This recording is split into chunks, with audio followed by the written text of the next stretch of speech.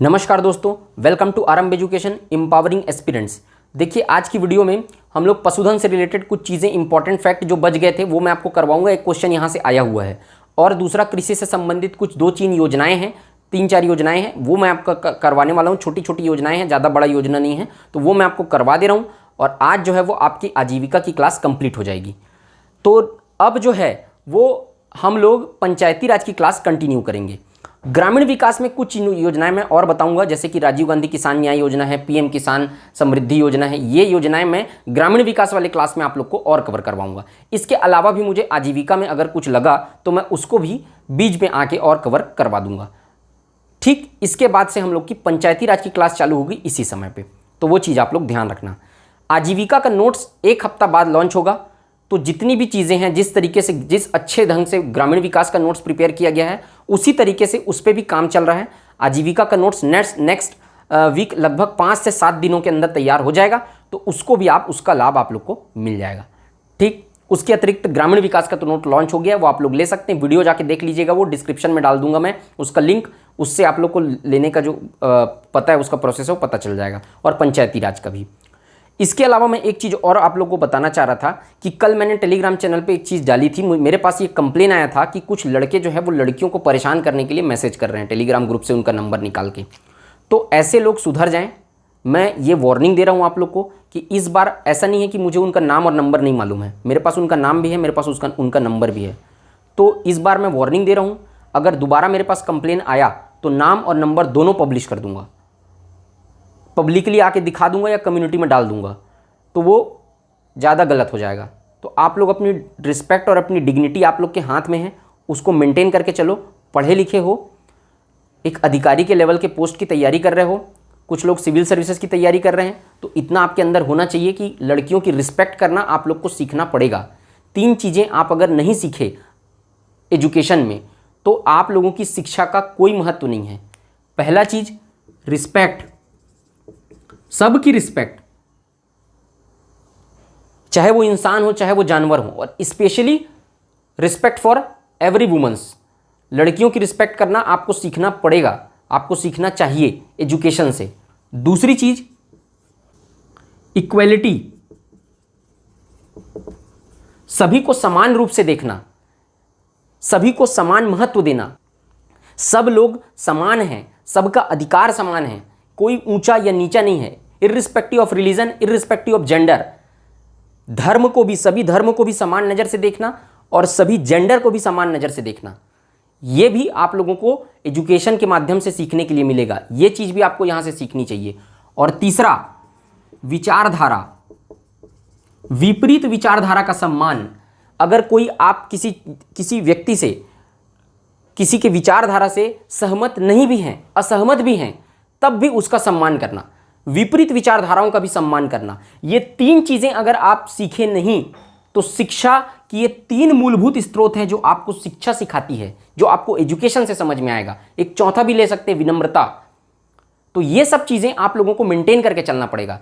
एक लड़का जब कंपटीशन एग्जाम के मैदान में उतरता है, प्रतियोगी परीक्षाओं के मैदान में उतरता है, तो वो लड़ रहा होता है अपनी परिस्थितियों से।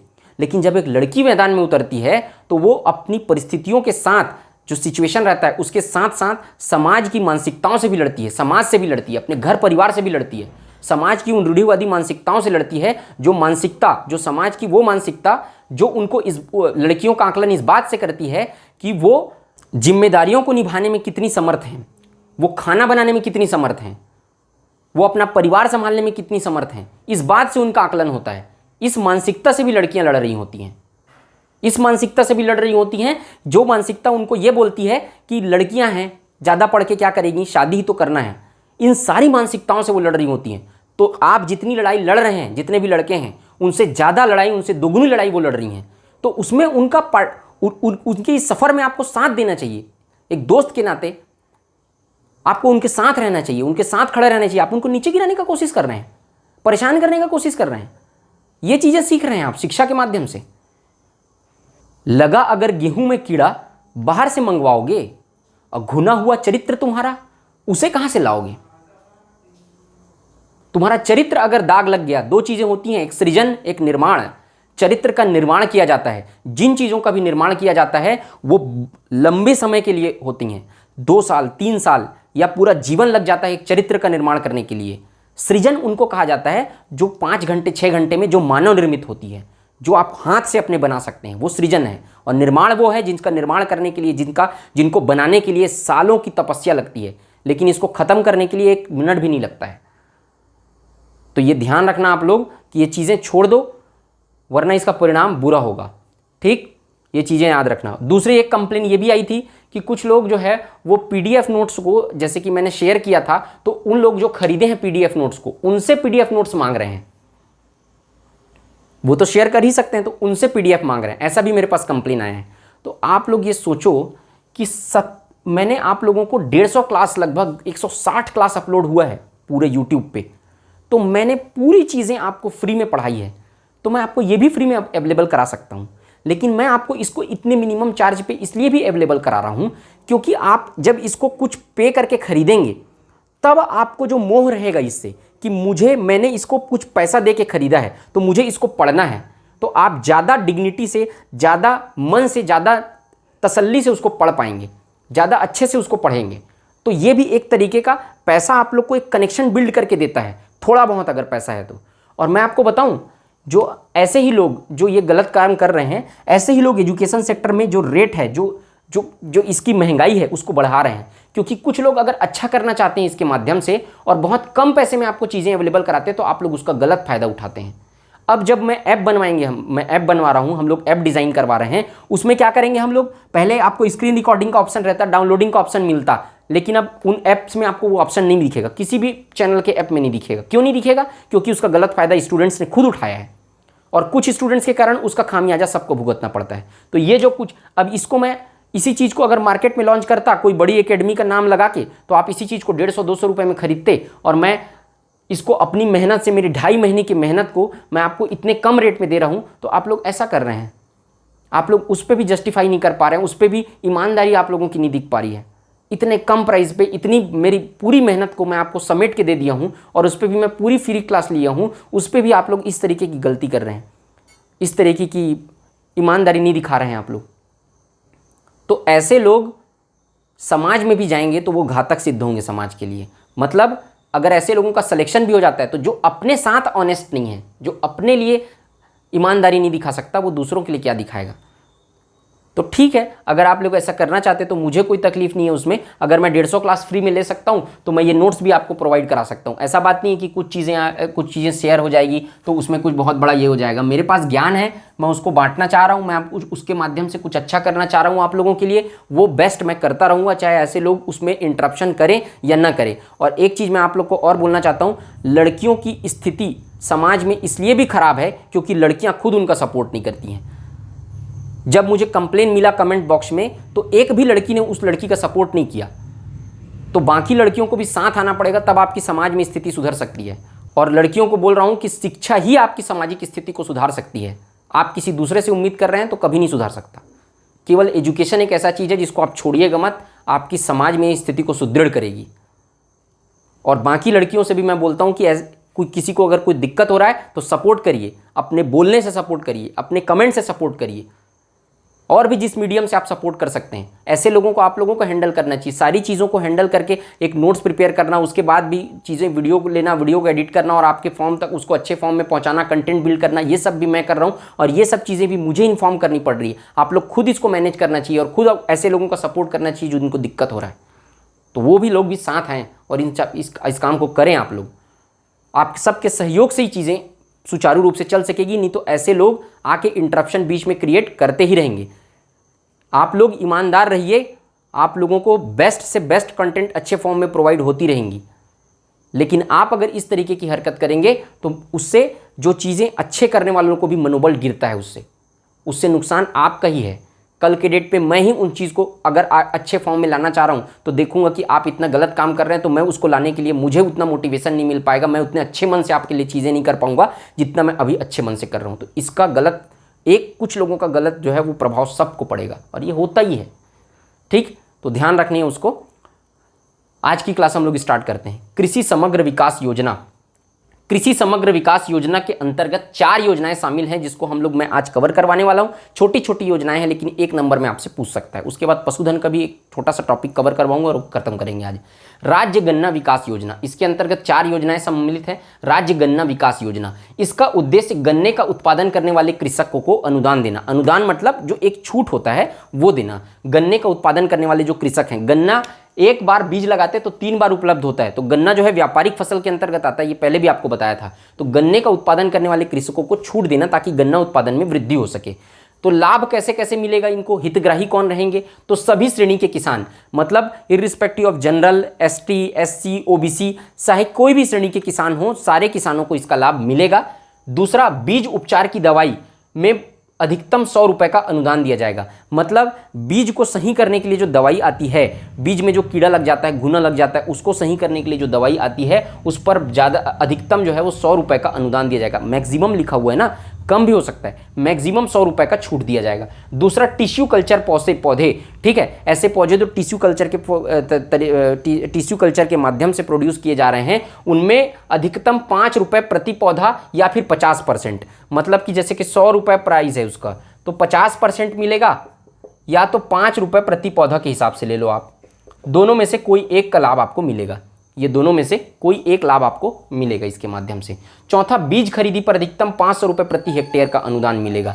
ठीक, जब आप बीज खरीदेंगे, जो भी गन्ना उगा रहे हैं उसका बीज खरीदेंगे तो 500, 1 हेक्टेयर में 500 रुपये की छूट मिलेगी, 500 रुपये प्रति हेक्टेयर का अनुदान। और पांचवा, राज्य के भीतर गन्ना बीज की आवाजाही पर 1200 रुपये अनुदान। मतलब गन्ना के ट्रांसपोर्ट, मतलब गन्ना के बीज को लेकिन ट्रांसपोर्ट जो होगा आपका, परिवहन जो होगा, उस ट्रांसपोर्टेशन में 1200 रुपये की छूट मिलेगी। तो ये अनुदान जो है उसी को पूछेगा, वही चीज़ को याद रखना आप लोग।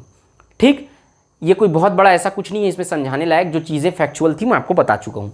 नेक्स्ट बढ़ते हैं, रामतिल बीज प्रोत्साहन योजना। इसका उद्देश्य है दलहन बीज के उत्पादन के लिए प्रोत्साहन देना। जो दलहन फसल है उसके उत्पादन में प्रोत्साहन देना। इसका लाभ मिलता है केवल एसटी किसानों को, इसीलिए मैं यहाँ पे मेंशन किया हूँ कि यहाँ पे सभी किसानों को इसका लाभ। याद रखना, हितग्राही कौन है, एसटी किसान, अनुसूचित जनजाति के केवल किसानों को, ना एससी को मिलेगा, ना ओबीसी को मिलेगा, ना जनरल को मिलेगा, केवल एसटी किसानों को मिलेगा। दूसरा, मिनी कट बीज, ठीक, मिनी कट बीज में 100% का छूट मिलेगा। और तीसरा है, हाथ या बैल से चलने वाले जो कृषि मशीन हैं, जो हाथ से चलते हैं या बैल से चलने वाले जो मशीन हैं, उस पर 50% का छूट मिलेगा। तो ये सीधा याद करने वाला है, इसको आपको याद ही करना पड़ेगा, नोट्स में ऐड करो और इसको ध्यान रखना।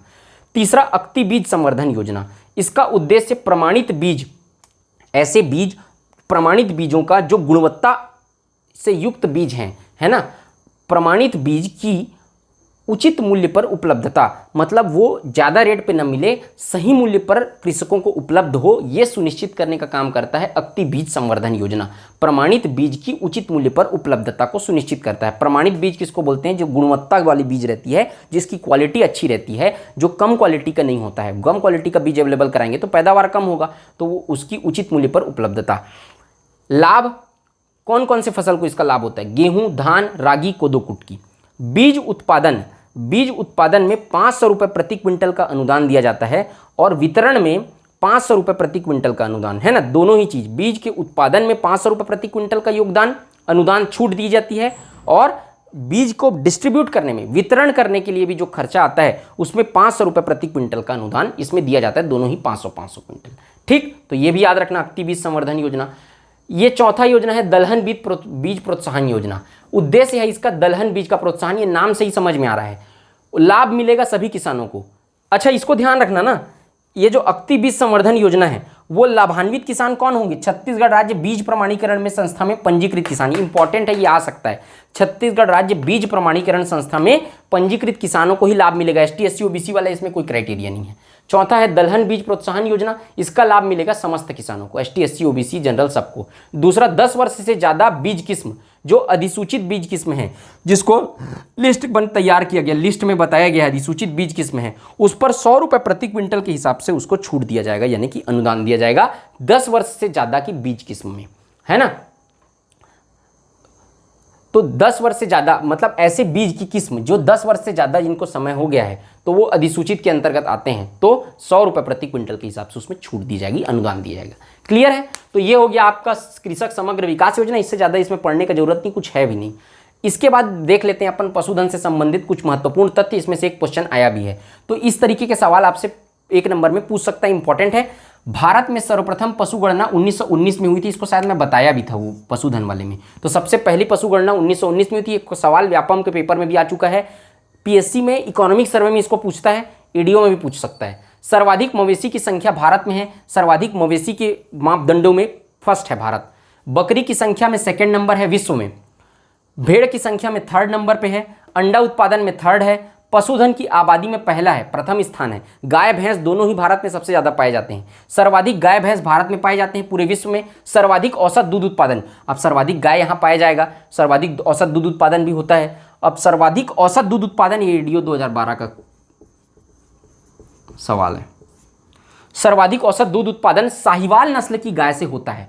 अब ये जो गाय का नस्ल है वो कम से कम गाय का आप देखेंगे 30-40 प्रकार का नस्ल पाया जाता है। तो औसत दूध उत्पादन, कम दूध उत्पादन, ज़्यादा दूध उत्पादन, इसको यहाँ पर बताता ही वही बस हाथ आता, आपको रटना ही है उसको। तो वो चीज़ को मैं एक बना के एक जगह इकट्ठा करके आपको पीडीएफ के रूप में, आपको एक वर्ड फाइल के रूप में आपको दे दूंगा, किसमें, आपका टेलीग्राम चैनल पे शेयर कर दूंगा। तो उसको आप अपने नोट्स में डायरेक्ट उसको पीडीएफ प्रिंट निकाल के ऐड कर देना, या फिर लिख लेना, उसको नोट कर लेना। एक ही पेज का रहेगा, ये जितनी भी नस्ल है गाय की उसको सबको एक साथ करके दे दूंगा। उसके अतिरिक्त क्रांति, जो बहुत सारी क्रांति और भी चल रही है, हरित क्रांति, श्वेत क्रांति के अतिरिक्त वो क्रांति का भी उसमें रहेगा। और आपका जो नोट्स मैं प्रिपेयर कर रहा हूँ ना आजीविका का, उसमें भी उसको मैं ऐड कर दूंगा। ठीक, तो ये सब चीज़ों को, जो एक्स्ट्रा चीज़ें हैं जो समझाने वाली कुछ नहीं, आपको डायरेक्ट याद करना है, वो 2 जगह आपको मिलेगा। टेलीग्राम में शेयर कर दूंगा, दूसरा नोट्स में भी ऐड कर दूंगा उसको, और कुछ चीज़ें और एक्स्ट्रा ऐड करूंगा नोट्स में मैं। तो ध्यान रखना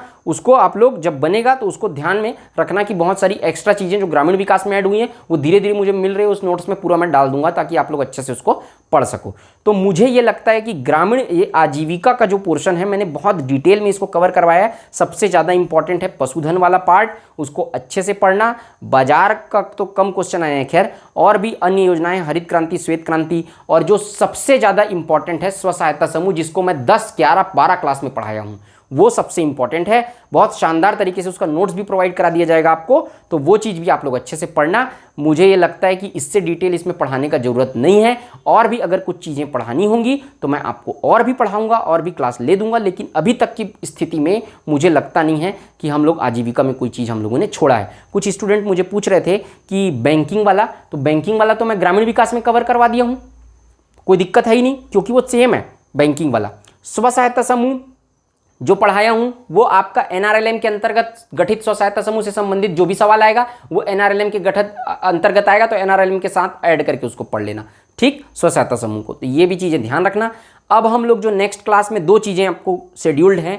पहला चीज़ पंचायती राज, बहुत लोग पूछ रहे थे, बहुत लोग, बहुत कमेंट आया, लाइव क्लास में भी बहुत लोग पूछे। अब मैं पंचायती राज पढ़ाने वाला हूँ सेम टाइम पे जो आजीविका चल रही थी।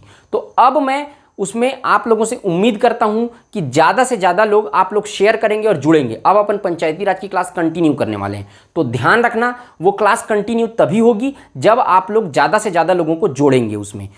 मुझे रिस्पांस अगर समझ में नहीं आया, रिस्पांस अगर ज़्यादा नहीं दिखा, तो मैं फिर से स्विच करूंगा किसी दूसरे सब्जेक्ट्स पे, क्योंकि दूसरे सब्जेक्ट भी पढ़ाना जरूरी है। रिस्पांस ज़्यादा नहीं रहा तो कोई फ़ायदा नहीं है उसको पढ़ाने का। इसलिए ध्यान रखना कि अगर आप लोग चाहते हैं कि मैं पूरा पंचायती राज अच्छे से प्रॉपर फॉर्म में कंप्लीट करवाऊं, तो ये जिम्मेदारी आप लोगों की है कि आप लोग अपने दोस्तों में शेयर करिए, अपना व्हाट्सएप स्टेटस रखिए और अपने फ्रेंड्स में शेयर करिए कि पंचायती राज की क्लास यहाँ अच्छे से पढ़ाई जा रही है, डिटेल में पढ़ाई जा रही है। मैं वादा करता हूँ आपसे कि एक भी सवाल आपका पंचायती राज से नहीं छूटेगा, इतना अच्छे से उसको पढ़ाऊंगा मैं। लेकिन तब जब आप लोग का रिस्पॉन्स सही रहेगा। जितने लोग यहाँ आ रहे हैं उतने लोग अगर प्रॉपर वहाँ पर नहीं आए कम से कम, तो कोई मतलब नहीं है उस क्लास का। तो ये ध्यान रखना कि स्टूडेंट्स की रिस्पॉन्सिबिलिटी आप लोग की है कि आप लोग कितने अच्छे से शेयर करते हैं, कितने लोग उसमें आते हैं, तो मुझे भी मोटिवेशन मिलेगा। वरना मैं फिर दूसरी तरीके की योजनाएं और कुछ और चीज़ें बना के एंड करूँगा।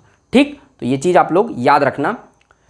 तो मुझे उम्मीद है कि आपको मैंने पूरी जो आजीविका पढ़ाई है वो आपको समझ आई होगी। आज आजीविका की लास्ट क्लास थी, आज आजीविका मैं एंड कर रहा हूँ। मुझे उम्मीद है कि आपको मेरे प्रयास से, मैंने अच्छे मन से और अच्छे मेहनत से आपको पूरी चीज़ें अवेलेबल कराई, तो आप लोग उसका लाभ आप लोगों को मिला होगा, आप लोग का नॉलेज बूस्ट हुआ होगा, आप लोग को कुछ चीज़ें समझ में आई होगी। अगर आप लोग को अच्छा लगा होगा तो आप लोग वीडियो को शेयर करिए, सपोर्ट करिए, चैनल को सब्सक्राइब करिए, लाइक करिए और इसी तरीके से मैं आप सबके लिए बेहतर से बेहतर कंटेंट प्रोवाइड करते रहूँगा। आज की वीडियो में सिर्फ इतना ही। मिलते हैं नए सब्जेक्ट में किसी शानदार टॉपिक के साथ और किसी शानदार योजनाओं के साथ और किसी पंचायती राज के साथ। तब तक के लिए जय हिंद, वंदे मातरम।